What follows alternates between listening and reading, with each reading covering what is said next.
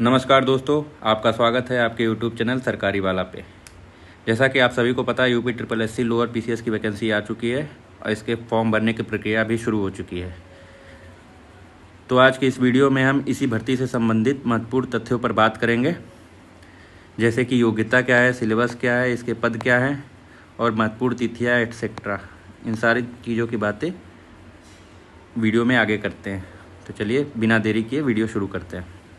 तो सबसे पहले हम बात करेंगे पदों की संख्या। जैसा कि आपको पता है, जब भर्ती का पहला नोटिफिकेशन आया था तो इसमें पद टोटल 2285 यानी 2285 थे। लेकिन अभी पिछले 29 मई को जब ये भर्ती का फॉर्म भरने की प्रक्रिया शुरू हुई, उस दिन 231 नए पद जोड़े गए। अब ये कौन से पद हैं वो आपको आगे पता चलेगा। ये 231 नए पद जोड़ने का मतलब है कि अब आपके पास चयन के अवसर और भी बढ़ गए हैं। टोटल पद अब 2516 हो चुके हैं इस भर्ती में। तो आइए इन पदों का विभागवार वर्णन देखते हैं। तो ये पदों का विवरण है विभाग के हिसाब से, जैसे कि सहायक कोषागार लेखाकार, इसके जनरल का पोस्ट है 278, SC ST का पोस्ट है 92, OBC का है 124, EWS का है 54। तो टोटल 548 वैकेंसी इस विभाग में है। लेखा परीक्षक विभाग में जनरल की 170, SC ST की 96, OBC की 112, EWS की 41, टोटल इसमें 419। ऐसे ही अमीन और या फिर नीलामकर्ता में जनरल की 149, SC ST की 66, OBC की 76, EWS की 32, इसी तरह टोटल हो जाती है 323। और यहाँ जो SC ST लिखा है ये SC और ST दोनों मिला के है। ऐसे ही अधिशासी अधिकारी यानी EO, इसमें जनरल की 109 है, SC ST के दोनों मिला के 40 हैं, OBC की 66 है, EWS की 23 है। तो इसकी टोटल पोस्ट हो जाती है 238। तो आगे और पदों के बारे में विवरण देखेंगे। क्लर्क हो गया, कैशियर हो गया या फिर अकाउंट क्लर्क, उनके टोटल पद हो जाते हैं 229। असिस्टेंट चकबंदी ऑफिसर के कुल पद हो जाते हैं 168। असिस्टेंट मैनेजर नॉन टेक्निकल, इसके कुल पद हो जाते हैं 134। सेंटर इंचार्ज के कुल पद हो जाते हैं 92। डिस्ट्रिक्ट असिस्टेंट इम्यूनाइजेशन ऑफिसर के कुल पद हो जाते हैं 85। मंडी सुपरवाइज़र या फिर इंस्पेक्टर के कुल पद हो जाते हैं 46। इस तरह अगर सारे विभाग के पदों को जोड़ा जाए तो आपके वैकेंसी के टोटल कितने पद हो जाते हैं? 2516।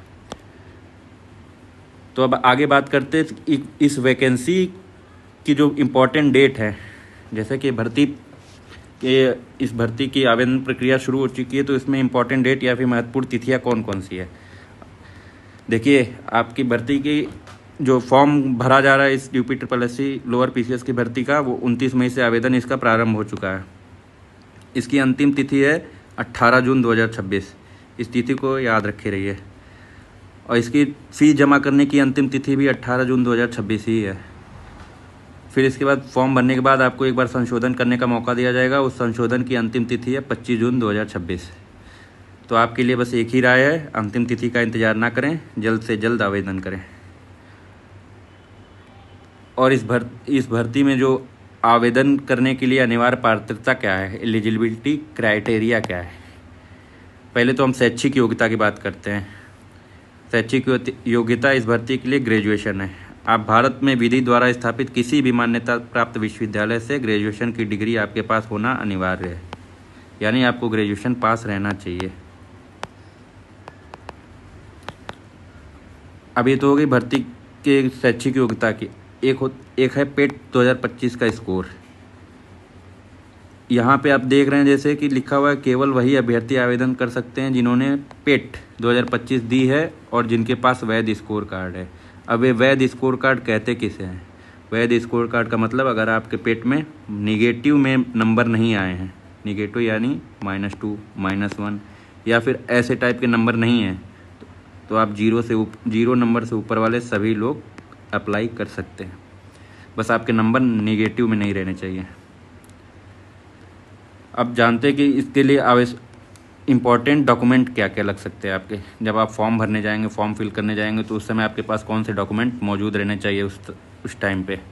सबसे पहले पेट 2025 का जो रजिस्ट्रेशन नंबर, जो आपने पेट के एग्ज़ाम दिया था उसका रजिस्ट्रेशन नंबर, 10th का सर्टिफिकेट या फिर प्रमाण पत्र, ये डेट ऑफ बर्थ के लिए ज़रूरी होता है।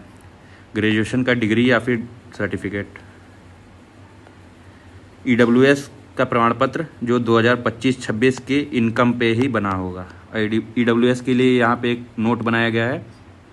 जो EWS का जो सर्टिफिकेट है वो 1 अप्रैल 2026 से 18 जून 2026 के बीच का होना चाहिए, ना उससे पहले का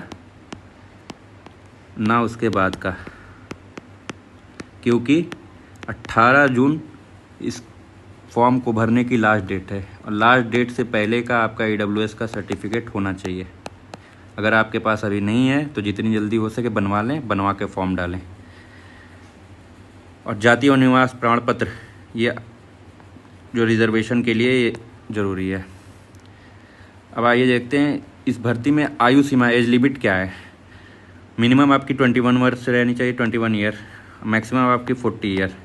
SC ST OBC के लिए जो भी सरकार का नियम है उसके अनुसार 3 साल 5 साल का एक्स्ट्रा एज रिलैक्सेशन मिलता है।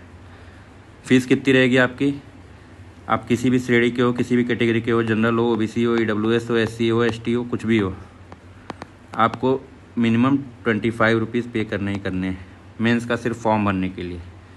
ये सिर्फ मेंस का फॉर्म इसलिए क्योंकि ये शॉर्ट लिस्टिंग के पहले का फॉर्म है। जब एक बार आपका शॉर्ट लिस्टिंग हो जाएगी उसके बाद आपसे फिर से फ़ीस ली जाएगी।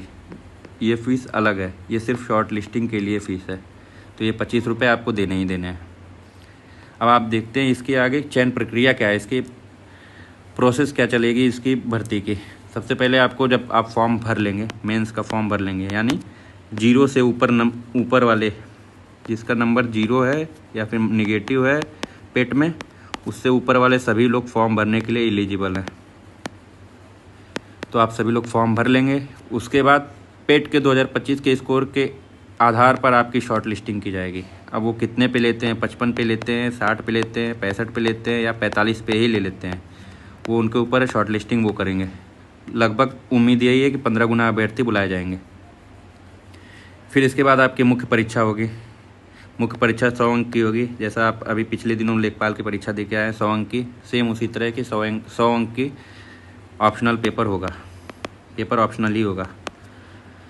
जब आपका पेपर हो जाएगा, रिजल्ट आएगा, उसके बाद फिर आपको DV के लिए बुलाया जाएगा मेरिट के हिसाब से। फिर लास्ट में अंतिम चयन मेरिट लिस्ट निकलेगी, यानी लास्ट मेरिट, जो फाइनल मेरिट होती है, जिसको आप फाइनल मेरिट कहते हैं, जिस पे आपका सिलेक्शन होता है, वो सबसे लास्ट में निकलती है। इससे पहले DV से पहले एक बार मेरिट लिस्ट आएगी, वो सिर्फ DV के लिए ही आएगी, तो इस बात का ध्यान दें। अब आगे देखते हैं एग्ज़ाम का पैटर्न क्या है। जैसा कि आप अभी लेखपाल के एग्ज़ाम का पैटर्न देखा आपने, पिछले अभी कुछ दिनों में लेखपाल का पेपर हुआ है, तो इसी तरह इसका भी लगभग सेम पैटर्न है। बस इसमें ग्राम विकास नहीं है, बिल्कुल नहीं है, DI नहीं है, तो इसीलिए इसका पैटर्न थोड़ा सा बस चेंज हुआ है। जैसे इसमें सामान्य ज्ञान के जो टोटल प्रश्न हो जाते हैं 65 हो जाते हैं। हर प्रश्न 1 नंबर का है, तो इसके टोटल नंबर भी 65 हो जाते हैं। कंप्यूटर का लेखपाल इतना ही है, 15 क्वेश्चन 15 नंबर का। UPG के 20 क्वेश्चन 20 नंबर का। इस तरह आपके प्रश्नों की संख्या 100 हो गई, नंबर भी आपके 100 हो गए, तो आपका 100 क्वेश्चन 100 नंबर का। इसमें टाइम आपको मिलेगा 2 घंटे, यानी 120 मिनट में आपको 100 क्वेश्चन करने होंगे। और इसकी नेगेटिव मार्किंग भी है 1/4। इस बात को ध्यान दीजिएगा, जब भी पेपर सॉल्व करें एग्ज़ाम हॉल में जाके 1/4 इसकी माइनस मार्किंग है। अब इसके सिलेबस की बात कर लेते हैं। हमने यहाँ पे इसके भर्ती में पदों की संख्या की बात कर ली, टोटल विभागों में इसके पद कितने हैं ये इसकी बात कर ली, इसकी डेट्स की बात कर ली। आप याद रखिए 29 मई से फॉर्म भरना स्टार्ट हो चुका है, 18 जून को लास्ट डेट है। आप लास्ट डेट का इंतज़ार ना कीजिए। अगर आपके पास सर्टिफिकेट जो भी ना हो वो बनवा लीजिए और जितनी जल्दी हो सके फॉर्म भर लीजिए। हमने इसकी एलिजिबिलिटी की बात कर ली, इसके डॉक्यूमेंट जो ज़रूरी है उसकी बात कर ली। अब आइए लास्ट में बात करते हैं इसके सिलेबस क्या है। सिलेबस में सबसे पहले भारतीय इतिहास, इसमें स्वतंत्रता आंदोलन, राष्ट्रीयता का अभ्युदय। दूसरा है राज्य व्यवस्था, संविधान है, पंचायती राज है, लोक नीति है। फिर है भूगोल। भूगोल में तो भारत एवं विश्व का भौतिक एवं आर्थिक भूगोल शामिल है। फिर अर्थशास्त्र है, फिर इसी तरह सामान्य विज्ञान है, उसमें जैव विज्ञान, रसायन, भौतिकी है। फिर दैनिक अनुभव के प्रश्न भी इसमें सम्मिलित हैं। इसमें पर्यावरण एवं आपदा प्रबंधन यानी डिजास्टर मैनेजमेंट भी है। इसमें पारिस्थितिकी है, प्रदूषण नियंत्रण है, एटसेट्रा, जो भी है सिलेबस में ये सब है। ये ये जो आपका सिलेबस है, ये टोटल सिलेबस मिला के 65 नंबर का बनेगा, 65 क्वेश्चन बनेंगे। ये जीएस का सिलेबस है। इसके बाद बात करते हैं कंप्यूटर के सिलेबस की। ये कंप्यूटर और आईटी 15 अंक का है, 15 क्वेश्चन। तो इसमें हार्डवेयर है, सॉफ्टवेयर है, MS Word, MS Excel, operating system, email, social networking, e governance, AI, big data और साइबर सुरक्षा। यानी लगभग कंप्यूटर के बेसिक नॉलेज हर बच्चे को होनी चाहिए, बेसिक से लेके थोड़ा सा मीडियम तक। हाई तो नहीं पूछेगा लेकिन मीडियम तक पूछ सकता है, इसलिए मीडियम तक की नॉलेज आपको होनी चाहिए कंप्यूटर में। अब यूपी स्पेशल, ये भी 20 अंक का है, इसके भी 20 क्वेश्चन रहेंगे। यूपी का इतिहास, संस्कृति, कला, लोक नृत्य, साहित्य, भूगोल, कृषि, उद्योग, प्रशासन और राज्य की समसामयिक घटनाएं। समसामयिक घटनाएं यानी करंट अफेयर। यूपी का करंट अफेयर इंपॉर्टेंट बन जाता है यहाँ पे।